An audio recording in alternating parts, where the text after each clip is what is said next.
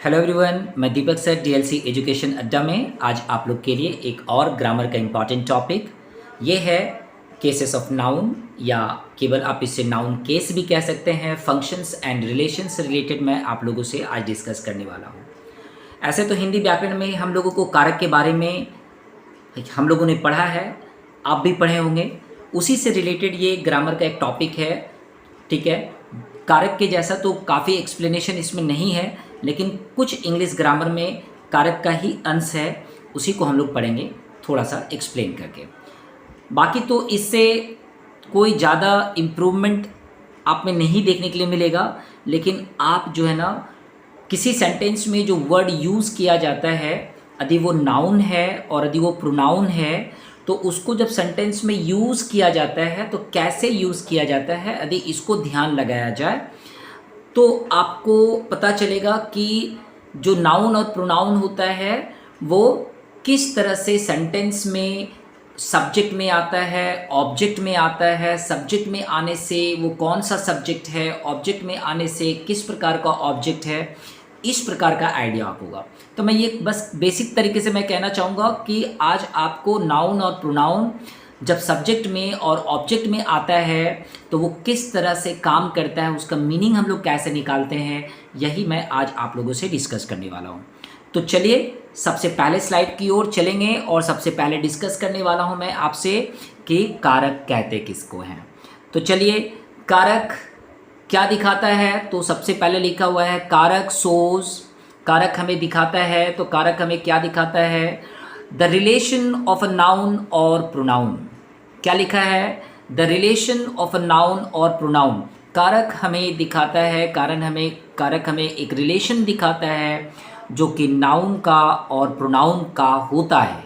किससे होता है, तो दूसरे शब्दों से होता है, अनदर वर्ड से होता है, जो कि सेंटेंस में यूज़ किया जाता है। इसका मतलब क्या है, जब हम लोग एक सेंटेंस लिखते हैं, ठीक है, जब हम लोग एक सेंटेंस लिखेंगे तो सब सेंटेंस में क्या लिखा जाएगा, पहले आप सब्जेक्ट में बहुत सारे वर्ड लिख सकते हैं, उसके बाद आप उसमें हेल्पिंग वर्ब लिखते हैं, आप उसमें मेन वर्ब लिखते हैं, आप उसमें ऑब्जेक्ट लिखते हैं, और साथ ही साथ आप ऑब्जेक्ट को काफ़ी ज़्यादा डायरेक्ट इनडायरेक्ट ऑब्जेक्ट में कन्वर्ट कर सकते हैं। मतलब एक ऑब्जेक्ट तो रहेगा ही, आप चाहे तो वहाँ पे और भी ऑब्जेक्ट डाल सकते हैं, ठीक है। तो ये जो सब्जेक्ट है और ये जो ऑब्जेक्ट है, ये सब्जेक्ट और ऑब्जेक्ट के जगह पे यदि कोई नाउन है, यदि कोई प्रोनाउन है, तो उसका संबंध कैसे स्थापित होता है दूसरे शब्दों के साथ में, यदि बोले तो क्रिया के साथ में कैसे संबंध स्थापित होता है, ठीक है। तो वही चीज़ आज हम लोग आपसे डिस्कस करने वाला हूं मैं। तो केस क्या होता है, केस को हम लोग हिंदी में कारक कहते हैं, और आज का जो टॉपिक है हमारा वो है नाउन केस। तो नाउन केस के बारे में हम लोग पढ़ने वाले हैं, इसलिए मैंने यहाँ पे डेफिनेशन में क्या लिखा है थोड़ा देखिए, अ नाउन और अ प्रोनाउन। नाउन केस तो मैंने बोला, लेकिन मैं नाउन के साथ प्रोनाउन भी कह रहा हूँ। तो नाउन और प्रोनाउन को यूज़ किया जाता है, can be in the subject और ऑब्जेक्ट। एक नाउन और प्रोनाउन को कहाँ यूज़ किया जाता है, तो नाउन और प्रोनाउन को आप सब्जेक्ट में यूज़ करते हैं, नाउन और प्रोनाउन को आप ऑब्जेक्ट में यूज़ करते हैं। तो नाउन और प्रोनाउन को कहाँ यूज़ किया जाता है, तो सब्जेक्ट और ऑब्जेक्ट में यूज़ किया जाता है।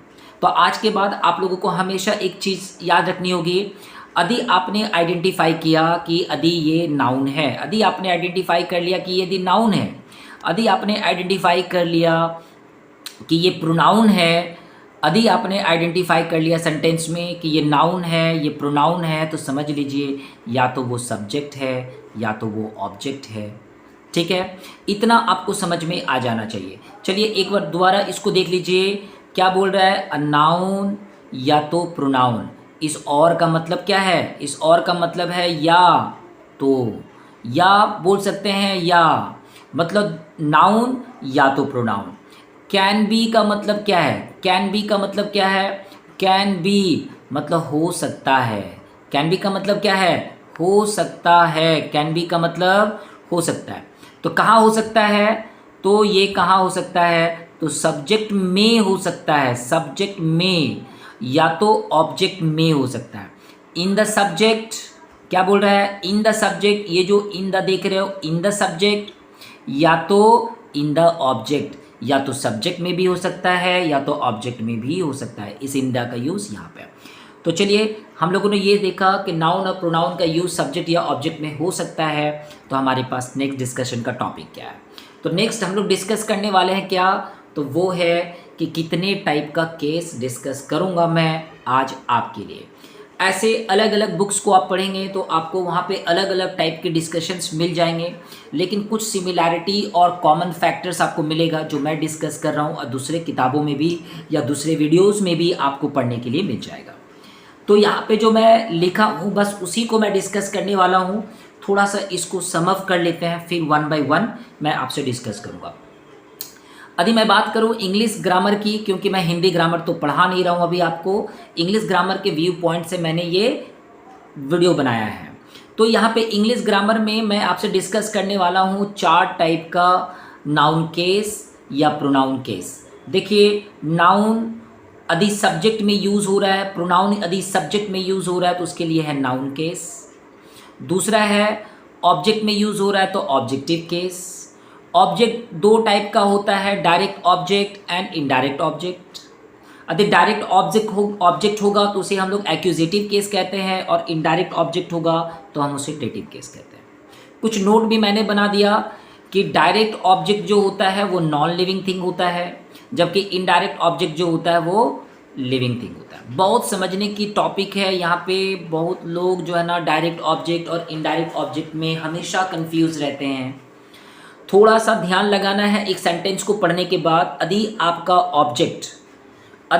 ऑब्जेक्ट लिविंग है तो वो इनडायरेक्ट ऑब्जेक्ट है, और यदि आपका ऑब्जेक्ट नॉन लिविंग है तो डायरेक्ट ऑब्जेक्ट होता है। यदि हम लोग ये बात करें कि ऑब्जेक्ट का पता कैसे लगाते हैं, तो क्या और किसे, ये 2 प्रश्न पूछ लीजिए कि कर्ता ने क्या किया, कर्ता ने किसे किया। ठीक है, तो ये वर्ब जो होता है सेंटेंस में, जो क्रिया शब्द होता है उसमें आप क्वेश्चन खाली पूछ लीजिए क्या और किसे। डिस्कस करेंगे वन बाय वन। नेक्स्ट होता है वोकेटिव केस या नॉमिनेटिव या एड्रेस। संबोधन करने के लिए हम लोग ये केस का यूज़ करते हैं, संबोधन करने के लिए। उसी तरह से किसी का अधिकार या पोजीशन दिखाने के लिए हम लोग यूज़ करते हैं। संबंध कारक जो है जेनेटिव केस या पोजेसिव केस हम लोग कहते हैं, संबंध स्थापित करने के लिए। तो 4 टाइप का है, चारों का बारे में हम लोग यहाँ पे डिस्कस करने वाले हैं। तो चलिए समय नहीं गवाते हैं और आगे एक एक करके डिस्कस कर लेते हैं। तो ये रहे आपके स्क्रीन पे डिस्कस करने के लिए नॉमिनेटिव केस। तो नॉमिनेटिव केस किसको कहते हैं, कर्ता कारक को कहते हैं। ध्यान में एक चीज़ याद रख लीजिए, यदि आपने सब्जेक्ट में नाउन या प्रोनाउन कुछ भी लिखिए, यदि आपने सब्जेक्ट में नाउन या प्रोनाउन यूज़ किया तो वो हो जाता है नॉमिनेटिव केस। पहला जो चीज़ है वो है यदि सब्जेक्ट डूअर हो सेंटेंस का, ठीक है, तो हम लोग उसे कहते हैं नॉमिनेटिव केस। देखिए, एक सेंटेंस में वर्ब तो रहता ही है ना। कोई भी आप एक सेंटेंस लिखिए उसमें वर्ब होना बहुत ज़रूरी है, बिना वर्ब का कोई सेंटेंस नहीं होता है। तो वर्ब यदि है तो वर्ब का डूअर भी होना चाहिए, डेफिनेटली होना चाहिए वर्ब का डूअर। यदि वर्ब दिया हुआ क्रिया शब्द दिया तो डूअर भी होना चाहिए। और दूसरा होता है कि यदि आप सब्जेक्ट के बारे में कुछ बता रहे हैं, कभी कभी क्या होता है ना, वर्ब का डूअर नहीं होता है, ठीक है। कभी कभी हम लोग बताते हैं, इस सब्जेक्ट की विशेषता बताते हैं, इसको डिस्क्राइब करते हैं, तो उस केस में ना ये डूअर नहीं होता है। इसकी विशेषता जब मैं बताता हूँ तो वो गुण इसके अंदर होता है। तो जब उसके अंदर गुण होता है, वो गुण होता है उसके अंदर में, तो हम लोग अलग अलग टाइप के हेल्पिंग वर्ब को as a main verb use कर लेते हैं। तो उसको के बारे में भी आपको याद रखना पड़ेगा। तो सब्जेक्ट में यदि आपको, जब भी आपको सब्जेक्ट में आपको नाउन मिल जाए, जब भी आपको सब्जेक्ट में प्रोनाउन मिल जाए, तो आप याद रखिए कि वो हो जाता है नॉमिनेटिव केस। यही है डेफिनेशन हमारा 1। In nominative case noun take the position of subject. Nominative case में हमेशा नाउन या प्रोनाउन सब्जेक्ट का रूप लेता है। आप इस एग्जाम्पल के द्वारा समझ सकते हैं, mother cook breakfast for me. तो आप देख सकते हैं मैंने बोला था हु क्वेश्चन पूछिए, हु कहाँ पे, वर्ब में लगा के, वर्ब में लगा के क्वेश्चन पूछिए। कौन खाना बनाती है, मम्मी। माँ खाना बनाती है, वो कहाँ पे मैंने लिखा है उसको, सब्जेक्ट में लिखा है, हो गया ये नॉमिनेटिव केस। मदर जो है नाउन हो गया और वो नॉमिनेटिव केस हो गया। वैसे ही नीचे लिखा है my father is posting a letter to my grandfather. बस एक क्वेश्चन खाली पूछिए, हु वर्ब में, वर्ब के साथ लगा के पूछिए कौन लेटर पोस्टिंग करता है, माई फादर। तो माई फादर को मैंने कहाँ पे लिखा है, सब्जेक्ट में लिखा है। जैसे ही मैंने माई फादर को सब्जेक्ट में लिखा, ये नॉमिनेटिव केस हो गया। अंडरस्टूड। चलिए एक लास्ट एग्जांपल है, your teacher is making test paper for maths. ठीक है, मैथ्स पेपर आपके बना रहे हैं, sorry test paper of maths, maths का वो टेस्ट पेपर बना रहे हैं। तो फॉर, अब बस एक क्वेश्चन फिर है कि आप पूछिए, वर्ब के साथ क्वेश्चन पूछिए कौन पेपर बना रहा है, तो योर टीचर। और योर टीचर आपका पेपर बना रहा है, मैंने उसको कहाँ पे लिखा है, तो मैंने लिखा है सब्जेक्ट में।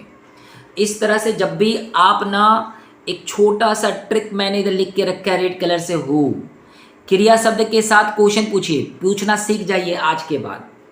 जब भी आप कोई सेंटेंस पढ़ते हैं, उस सेंटेंस में यदि आपको क्रिया शब्द दिखाई देता है तो क्वेश्चन पूछिए कि कौन है, कौन। ठीक है, तो आप हिंदी में भी क्वेश्चन पूछिए, इंग्लिश में क्वेश्चन पूछिए कौन कर रहा है, काम को कौन कर रहा है, काम को जो कर रहा है यदि वो सब्जेक्ट में है तो नॉमिनेटिव केस है। ठीक है, तो चलिए आगे बढ़ जाते हैं। नेक्स्ट हमारे पास है ऑब्जेक्टिव केस, हम लोग इसे कहते हैं कर्म कारक। जब नाउन या प्रोनाउन ऑब्जेक्ट में आता है, जब नाउन या प्रोनाउन ऑब्जेक्ट में आता है तो हम लोग उसको कहते हैं ऑब्जेक्टिव केस।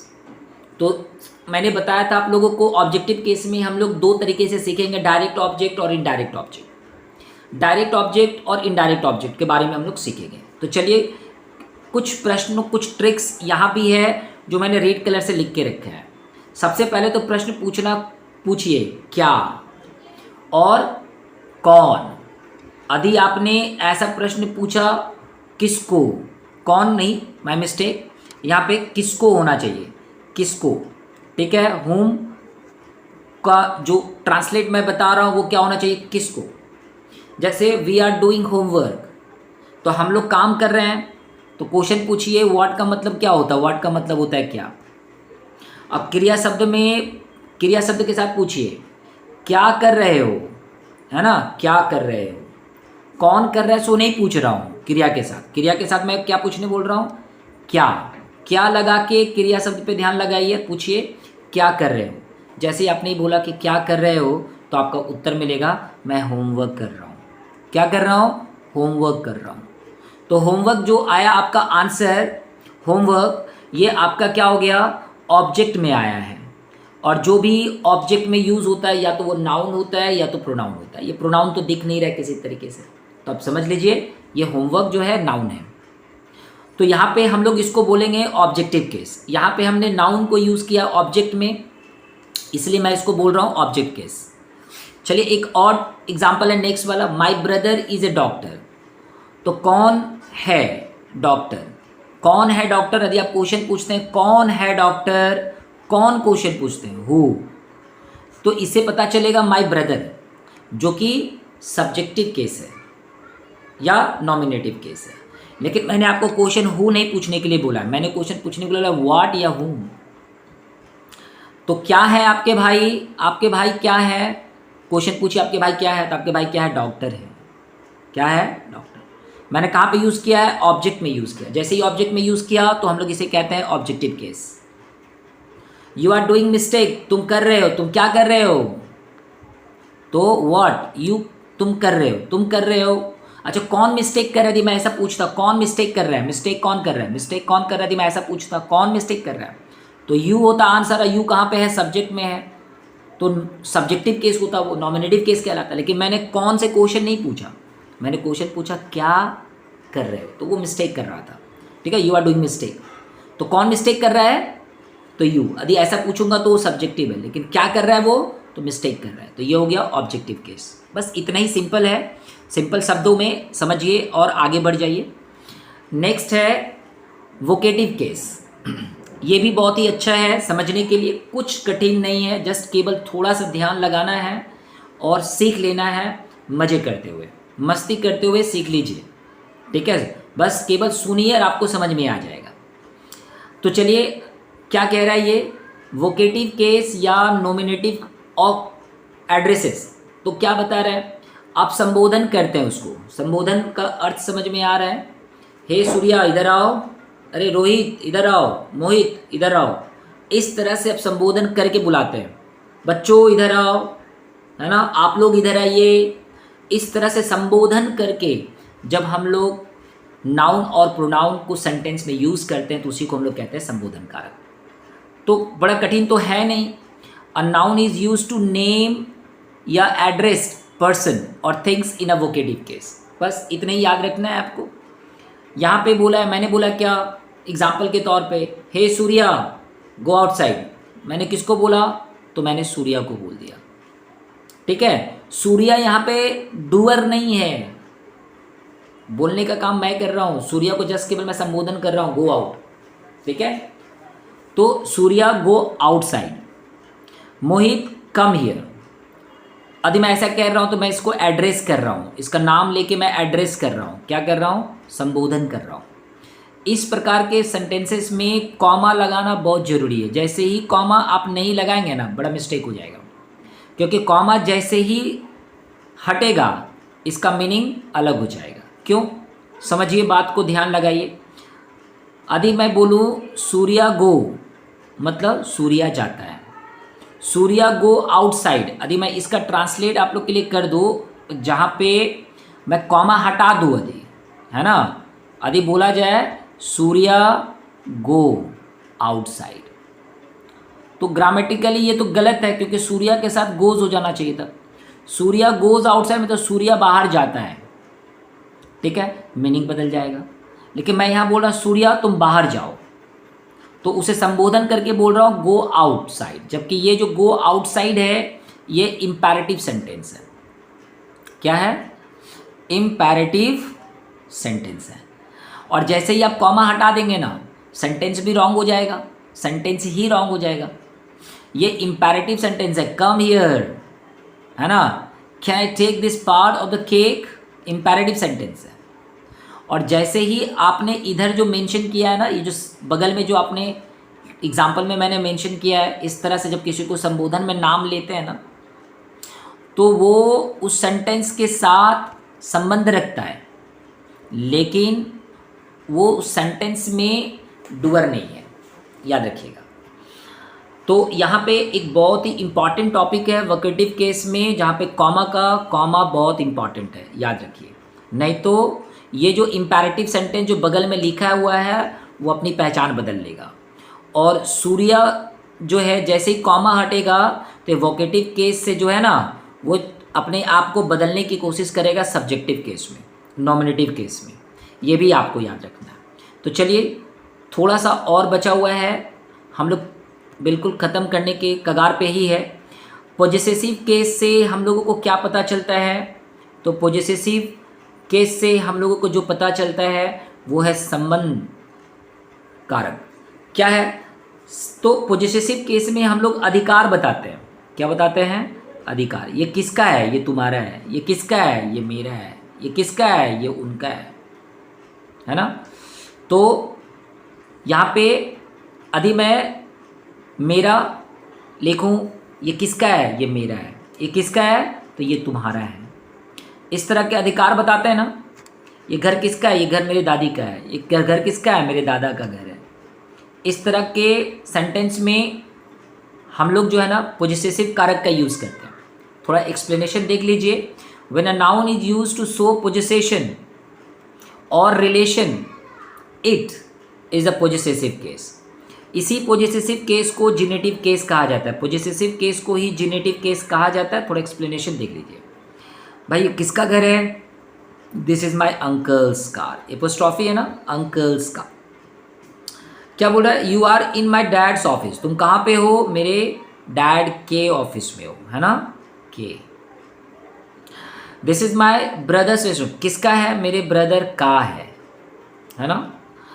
ये किसका घर है, तो मेरे अंकल का घर है। तो इस तरह से के का यूज़ करके हम लोग क्या बता रहे हैं, संबंध बता रहा हूँ, अधिकार बता रहा हूँ, किसका बिलोंगिंग है ये।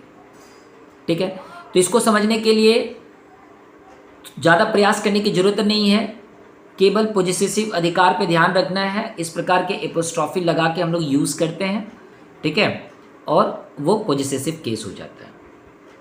चलिए तो नेक्स्ट आगे की ओर बढ़ते हैं। क्या लिखा है, द वर्ड, कुछ ऐसे शब्द होते हैं, जान लीजिए मिस्टेक्स होता है शुरू में, क्योंकि जब हम लोग छोटे छोटे टॉपिक्स को पढ़ते हैं ना तो हमें छोटी छोटी बातें पता चलता है, और यदि आप छोटे छोटे टॉपिक्स को नहीं पढ़ते हैं तो आपको छोटे छोटे बातें पता नहीं चलता है। कुछ ऐसे शब्द होते हैं जैसे देखो घर, स्कूल, कॉलेज, शॉप, ठीक है, इसमें हमेशा जो है ना पोजेसिव केस रिमूव कर दिया जाता है। जैसे आई मेट हिम, मैं उससे मिला, कहाँ मिला, एट क्वींस। अरे भाई मैं उससे मिला, कहाँ पे मिला, एट क्वींस, तो एट क्वींस हाउस मुझे लिखना चाहिए था, लेकिन नहीं लिखता है। क्यों? क्योंकि एक सेंस होता है जिसको कहते हैं इम्प्लाइड सेंस।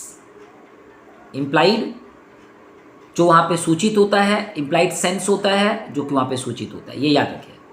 इतना याद रहेगा आपको कि कभी कभी कुछ ऐसे शब्द होते हैं जहाँ पे हम लोग पोजेसिव केस को दिखाते ही नहीं है। जैसे you can buy his eight novelties, actually यहाँ पे हीज नहीं होके दिस होना चाहिए था, मेरा मिस्टेक है, तो सुधार के समझने की कोशिश करते हैं। यू कैन बाय दिस, कहाँ पे, नोवेल्टीज। मेरे आसपास में एक दुकान है कुछ दूरी पे, जिस दुकान का नाम है नोवेल्टी, और नोवेल्टी यहाँ पे मुझे लगता है कि ये कैपिटल एन से लिखता तो और बेस्ट रहता। तो you can buy this eight novelties, novelty मतलब नोवेल्टी शॉप में कहने की बात कर रहा हूँ, क्योंकि पास मेरे घर के पास एक शॉप है। ये सेंस यहाँ पे इम्प्लाइड है, ये यहाँ पे दर्शाता है कि मैं नोवेल्टी दुकान की बात कर रहा हूँ। उसी तरह से आई परसुइंग माई स्टडी, मैं अभी भी अपनी पढ़ाई जारी रखा हूँ। कहाँ पे जारी रखा हूँ, तो श्यामा प्रसाद में रखा हूँ। श्यामा प्रसाद कॉलेज का नाम है, जैसे आपके घर के आसपास में कोई भी कॉलेज हो, यदि किसी व्यक्ति के नाम पे, तो बोलने की ज़रूरत नहीं है, अधूरा बोल के ही मेरा काम क्या होता है, निकल जाता है। तो कभी कभी क्या होता है कि स्कूल हो, कॉलेज हो, दुकान हो, घर हो, वहाँ पे एक इम्प्लाइड सेंस होता है। उस इम्प्लाइड सेंस में हम लोग पोजेसिव केस दिखाते नहीं हैं, और इसका इंटरप्रिटेशन करते समय बच्चे जो है ना जब ट्रांसलेट करते तो काफ़ी ज़्यादा मिस्टेक करते हैं। चलिए नेक्स्ट देखते हैं क्या लिखा हुआ है। तो नेक्स्ट है ऑपोजिशन। ये भी बहुत अच्छा स्टाइल है। होता क्या है कि यहाँ पे दो नाउन साथ साथ में यूज़ होता है, दो नाउन साथ साथ में होता है, और ये जो दूसरा नाउन है ये पहले वाले को क्या करता है, एक्सप्लेन करता है। जैसे रिया, कौन है रिया, तो माय सिस्टर, समझ में आ रहा है।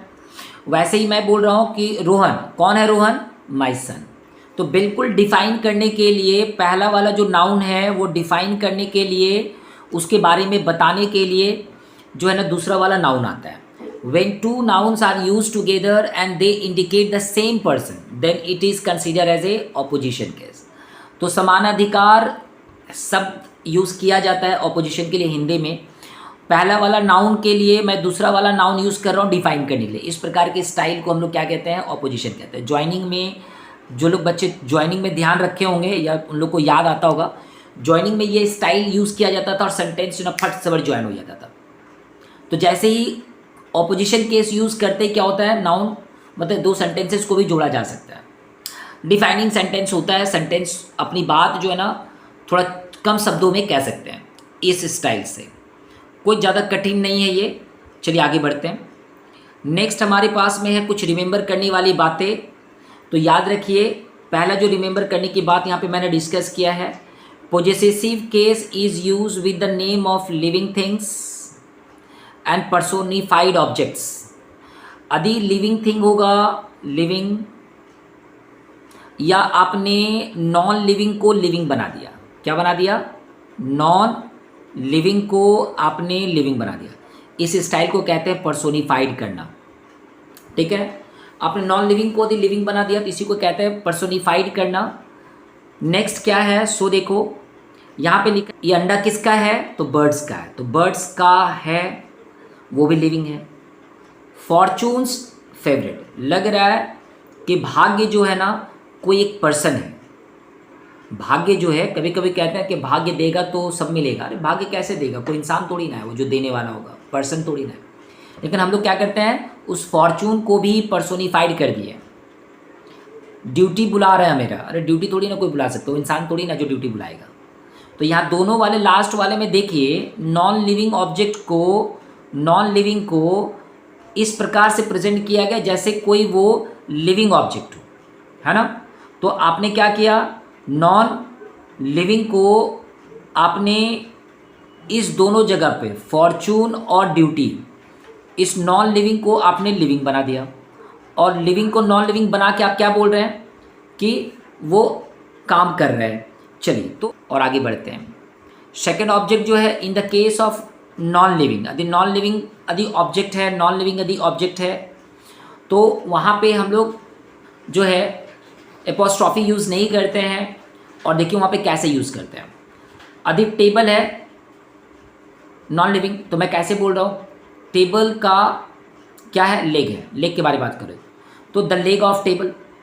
क्लॉक है, कैसे बोलो, the hand of clock. House है, the door of house. Bench है, the back of the bench. तो इस तरह से जितने भी ऑब्जेक्ट मैंने यहाँ पे लिए हैं डिस्कस करने के लिए, जैसे कि टेबल, मैंने लिया है क्लॉक, मैंने लिया है हाउस, मैंने लिया है बेंच, ये सारे शब्द क्या है, नॉन लिविंग है। नॉन लिविंग को जब अपोस्ट्रॉफी लगाना हो तो याद रखिए जब तक वो पर्सोनिफाइड नहीं होगा तब तक उसमें आप एपोस्ट्रॉफी नहीं लगा सकते। नॉन लिविंग थिंग में पर्सोनिफाइड होना बहुत जरूरी है। तो चलिए आगे बढ़ते हैं। यह last, do not forget to give comma, do not forget to give comma otherwise it will change to nominative case. मैंने किसकी बारे में बात कर रहा हूँ, ये जो मैंने बात किया था ना ऑपोजिशन वाला स्टाइल।